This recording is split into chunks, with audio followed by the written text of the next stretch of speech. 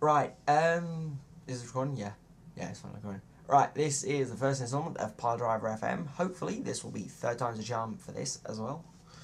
We did say originally we would actually do it before. reviews straight after match. Fortunately, my camera did give way, and we couldn't upload technical it. difficulties.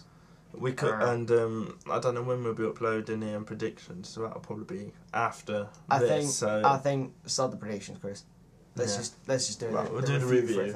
Right. Unfortunately, though, we kind of fell asleep until about 1 o'clock, thinking, "Oh, it's okay. Starts at 1." He doesn't believe me that it starts at fucking midnight these days.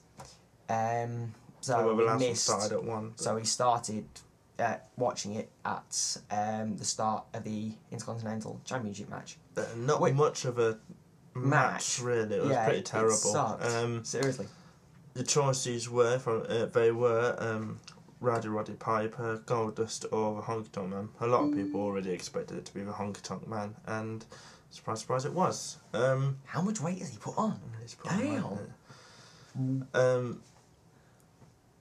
It was more of a starter match, really. There was nothing really to look up to. It was a good match, on and off. Really, it had its moments, but overall, it was terrible. Disqualification. Beth Phoenix tripped up the Honky Tonk Man, which resulted in Santino retaining his title. So he's still on the run to being the greatest Intercontinental Champion ever, but how long that will last for, I don't really know. As long as that monobrow comes off before the end of that reign, and hopefully before the end of Raw next week, he is just making a complete mockery of the monobrow. Grr. Kill Santino. Can I write the flavour guitar in his head? Well, I have to say, I'll give it a 2 out of 5 star. 2 out of 5 stars, really. It wasn't a big match. It wasn't a terrible match. I'd say 1.5 against 1.5 against 5.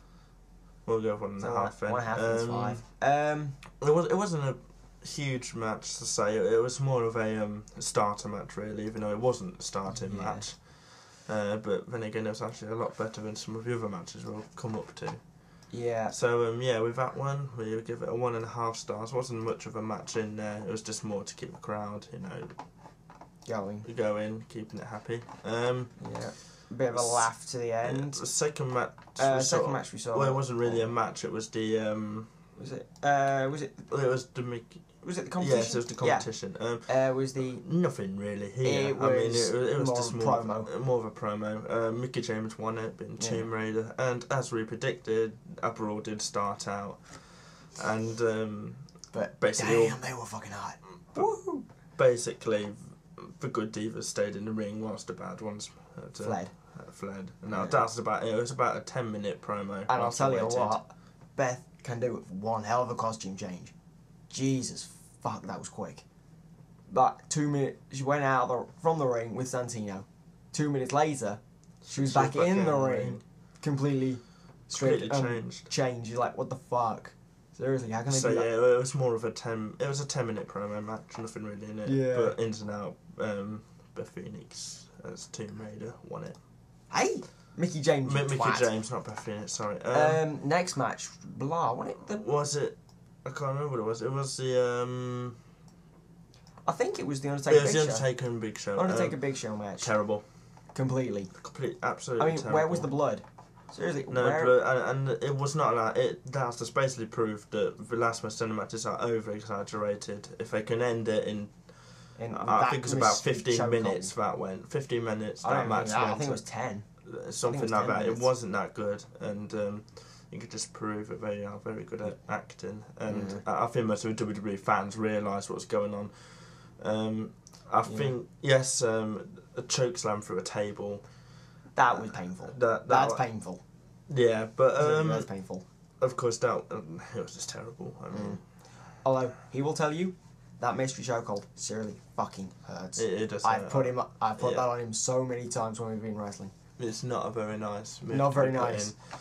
But it's fucking although the move was actually banned, And it was actually officially banned. Was it? By, yeah. I thought it was storyline. No, Wikipedia. The move was actually banned, but which is why probably Undertaker didn't lock it in as hard as he normally did. Yeah, that's why with no blood. And I can't believe that an entire Cyber Sunday, no holds barred, and a fucking basically the championship matches. There was no blood, nothing. Blood. I mean, what the hell? So yeah, that was that match. I'll give it a 2 actually, because it wasn't all that bad. It was an okay-ish match. I'd probably say 3.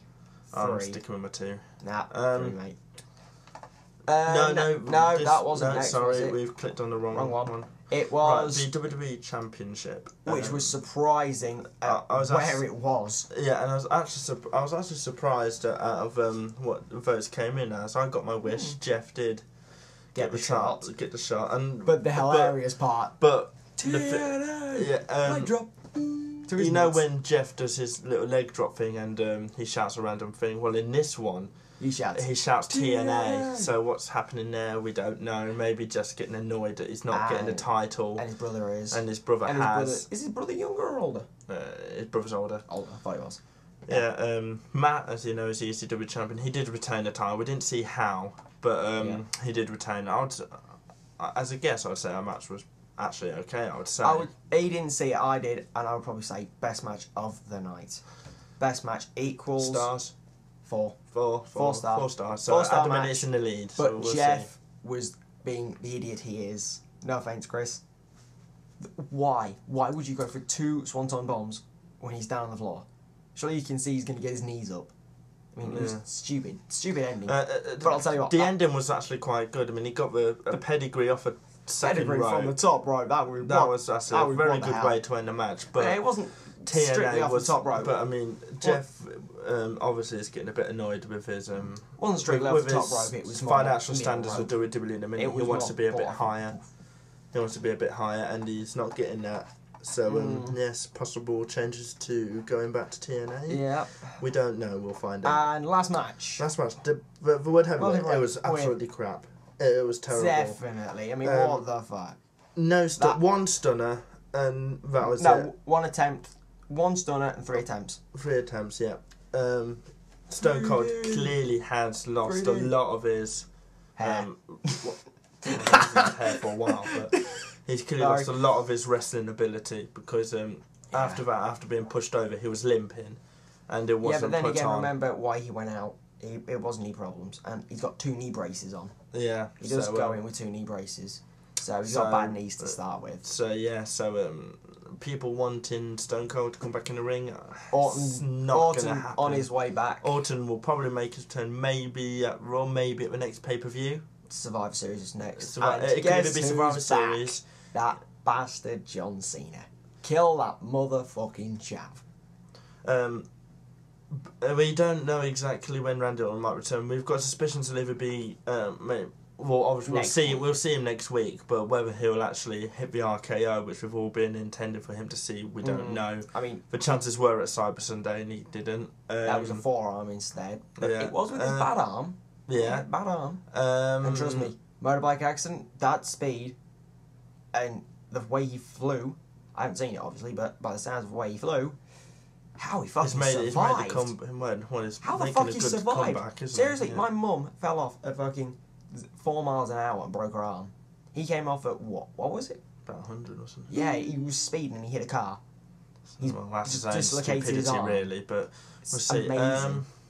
And obviously, the good old Sweet Chin music, baby. Yeah, Sweet Chin. We also... The Fat Boys Award. So Orton, possibly coming back either next week or maybe the 800th episode of Raw. Banking on 800 episode. Yeah, 800. And so how that bald, fat bastard won it, I don't know. I don't know. Batista didn't really deserve to win it. We all really knew he would possibly win it. There was more leaning to it that he would, but the way he won it was pretty terrible. Yeah. That's pretty much the whole pay-per-view, really. I mean, it was a terrible pay-per-view. Unfortunately, but yeah. Nothing to it. Yeah. That really was it. Nothing else to report on it. So, just want to give a shout out to Ross Taylor and obviously the Boss United crew. Rock on. Thanks for watching. This is Piledriver FM. We'll see you at the next pay-per-view. Stand by.